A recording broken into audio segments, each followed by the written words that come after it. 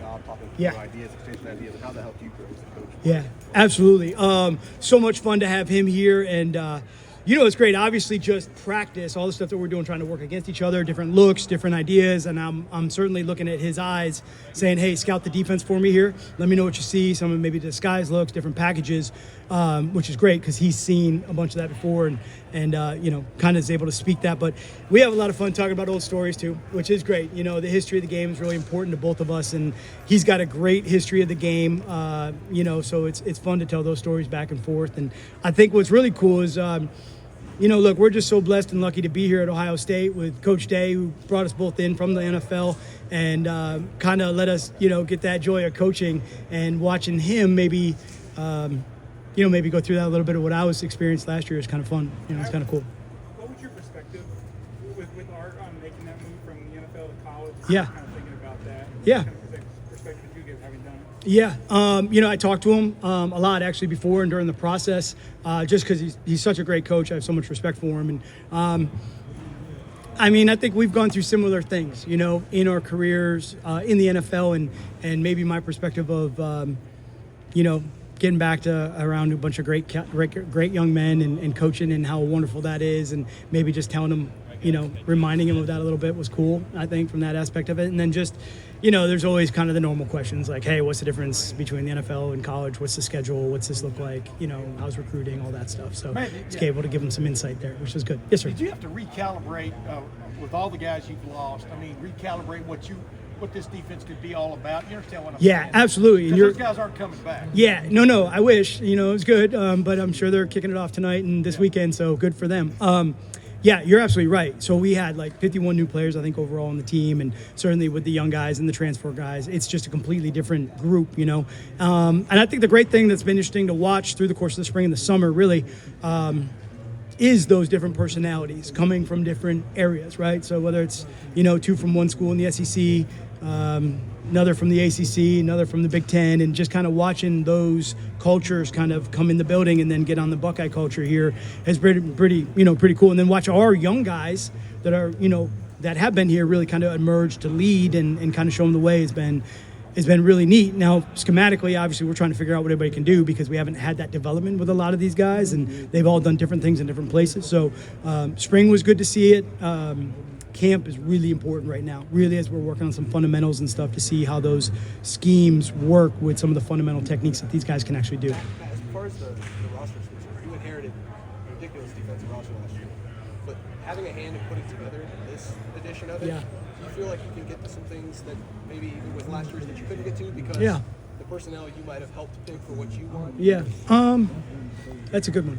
I think last year, what was cool was certainly the guys were here, we had some obviously great players. I think the biggest thing for me was figuring out what could they do, what do they do well and how do we fit that into things scheme-wise that they can do well and play fast. I feel we're probably still in the same boat. It's just there's probably no history behind a couple years of watching them kind of grow and develop. So we have to evaluate that soon to figure out what do they do now. And yes, I think there are different skill sets on the field now than maybe what we had last year. Not better or worse, just different. So it is really trying to figure out what do they do well now. How much do you think the balance? I'll come back. Yep. Do you think the balance might be between a third linebacker on the field and 5 DBs? Yeah.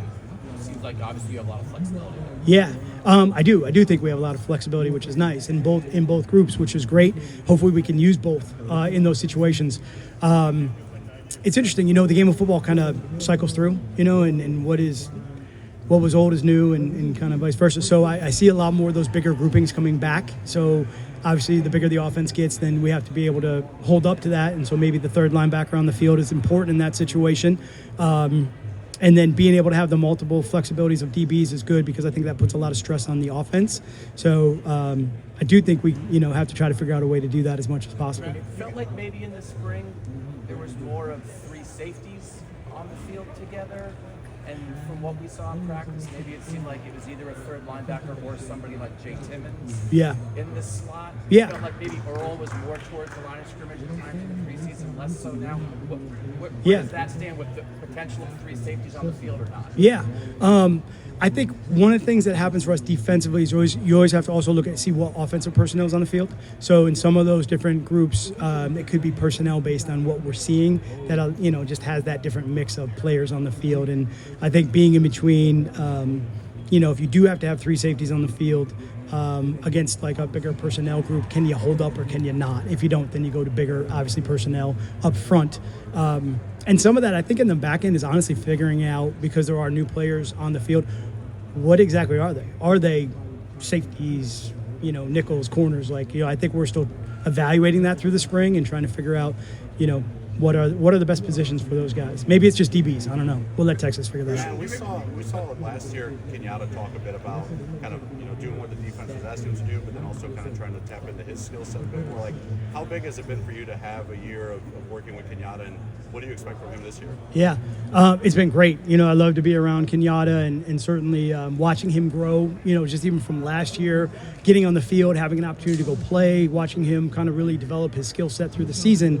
But now giving him a whole nother toolbox that I think we've built on top of what he did last year, which is really cool to watch him do that. So, look, he's obviously a great player for us. He's out on the field. He's a leader for us, and, we're going to lean on him as much as we can for sure. Last year, you had a series of players where you could just do a multitude of different things, and it maybe freed you up to do stuff with maybe the other 8 guys.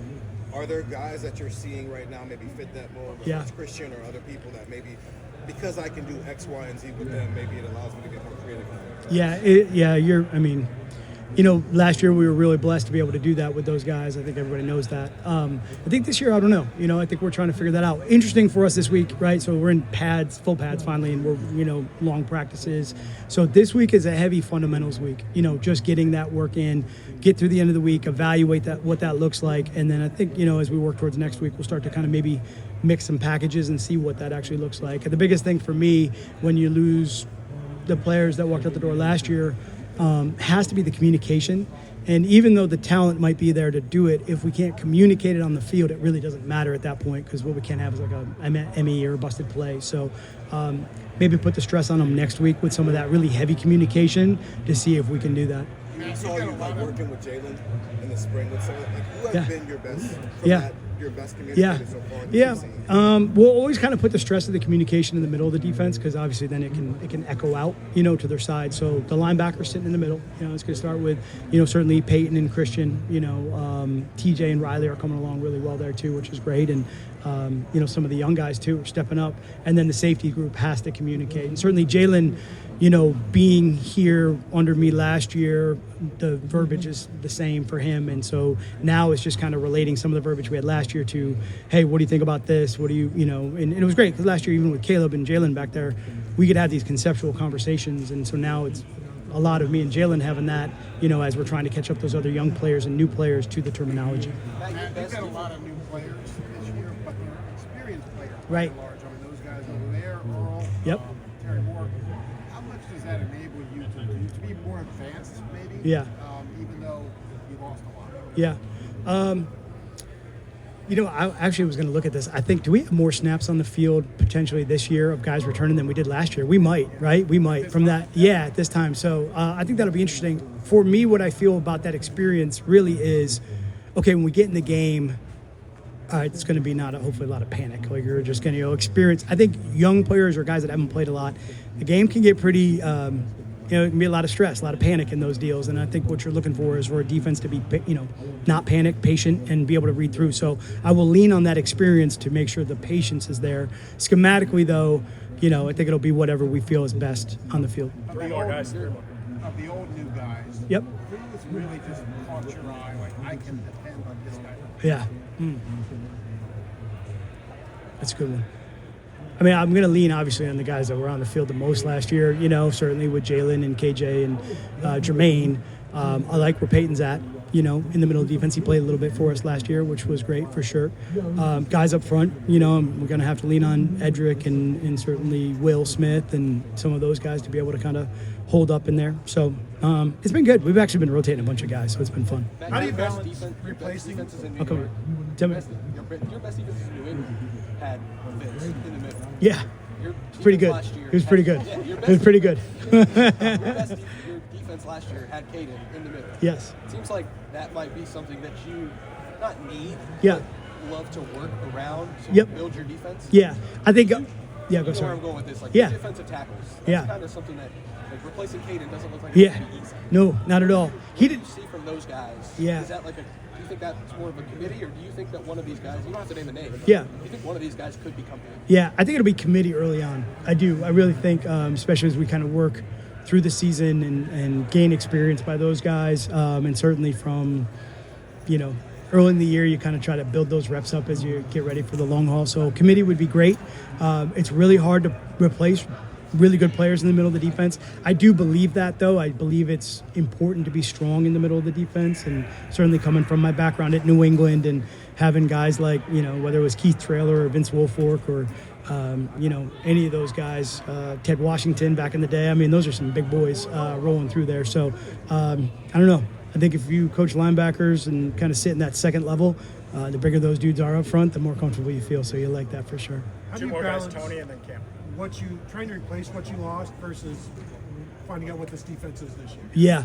I would say this. I think last year was great. Those guys were unbelievable. I was, super lucky to, it's so much fun to be around those guys. And really the process up to the draft, post-draft, training camp, being in contact with them, talking to them through camp, and, excited for them for this weekend is awesome. And I love that. I love that relationship, and I love hearing from them, and I love having that connection with them for sure. But as far as this year, you have to move on. Every year's a new year, and you start over, and that's what we had to do. So it's really, we've moved on from last year from that as far as the Buckeyes on field, what we had, and now it's really trying to figure out what we have this year. Professor Cam. Matt, as you've gotten into camp and you see more of the linebackers, obviously placing Sonny and Arvell is difficult, but you seem to like the idea of having three linebackers at times when they go big. What do you like so much about this group, and how much progress have they made from the beginning of the year to Yeah. that you can feel comfortable putting Graham out there? Yeah, I think last year, obviously, I'll take 265, 245-pound guys. I really like anytime. Those are great. But we had like two, like two guys out there that we were kind of rolling. I feel, to your point, I feel like we have a good depth group that is all learning and kind of really growing at the same time. So that, I think, is what's really neat, is that Peyton's in, TJ's in, Riley's in, Eli Leah's in, Christian's in, and I feel like, hey, we're good. Communication is good. Front is good. We can play the run game. I feel like when you have those waves of players, I do think it kind of like gives you a little bit of advantage, as you go through the game. So I like where they're at. I like their progress. I like them taking ownership of the defense. That's the biggest thing, you always got to someone's got to be, in front of the huddle, and certainly linebackers do it the most. So I like that group right now. It's fun. I'm sorry, just to follow up, do you think overall you just could play more guys this year? Yeah, that's probably a good way to look at it. I think we have a lot of really good depth players this year. I really do. I want to make sure they're in the right spots. I want to do the best I can to make sure that I'm putting them in the right position to go make plays for sure. Yeah, of course. Great to see you guys. Yeah, thanks. What are the three best tackles you coach? Ever? Oof. Richard Seymour is probably one of the. He is just the biggest dude. He's a mountain.